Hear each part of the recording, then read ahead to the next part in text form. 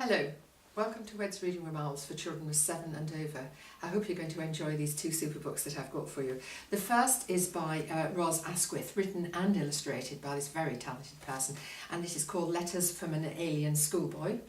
And the second book is called The Book of Bones by Natasha Narayan. Equally as exciting, but very, very different, very contrasting book. Letters from an Alien Schoolboy by Ros Asquith is absolutely hilarious. The writing is brilliant and so are the illustrations, as I say, done by Ros Asquith. She obviously is an amazing person. This book is about a young alien called Flauquy who has come with his family to Earth, and they're finding things terribly strange here. Flauquy is helping his father study Earthlings, and so he has to disguise himself as a schoolboy, and when he gets to school things there are he finds them even stranger than what he'd found about Earth homes. So at the beginning, or near the beginning of the book, one or two things that Flauquy has found out. The book, of course, is written in the form of letters to his friend back at home, at his home. Laughing is an unpleasant, creaking Earthling reaction to something called a joke. I don't really get this, but jokes seem to be largely about space-time miscalculations. But back to school. I stood up when the teacher, Miss Barn, came in and shouted, "Salve, Magister!" In Professor McSquare's book, it said Latin was a language spoken by a successful Earthling racial type called the Romans. Well, maybe, but it's fnooks to him. Nobody speaks Latin here now, and you just get the laughing noise if you try it. Earthlings have no respect for their teachers. They seem to think that teachers are jokes, which may explain their slow development. Remember how we screamed when we first looked at pictures of aliens in Year 1 Universe Studies? Well, Earthlings are uglier than any of them. And because they have no aerials, sensors, lights, propellers, whirlers or winkers, they cannot loop, zoom or even fly. So as you can see, Flauquy doesn't have much real respect for Earthlings, and particularly for younglings, as he calls them in his letters to his friend back at home. Very funny, hilarious, and some of the, I was just rolling around laughing at some of the parts of the story. Very, very good.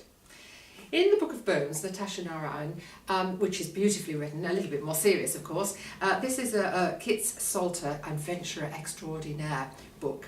Kit and her friends have been down at an event on Dartmoor, and they're in a sort of carriage on their way home, and they suddenly find themselves being waylaid. Their coach is hijacked, and Kit and her friends find themselves on a mission to China.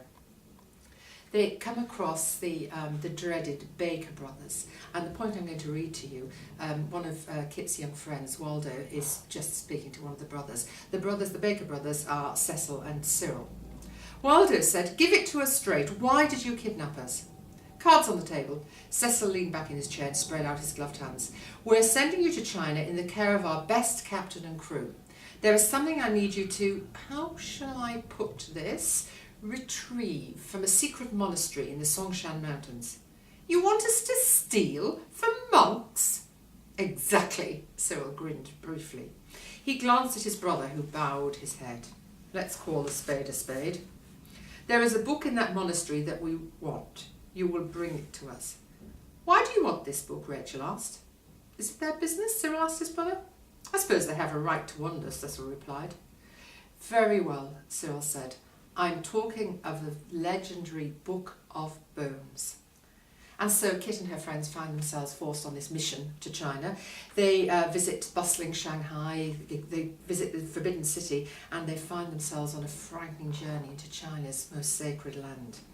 But will Kit and her friends survive the danger and mysteries of China?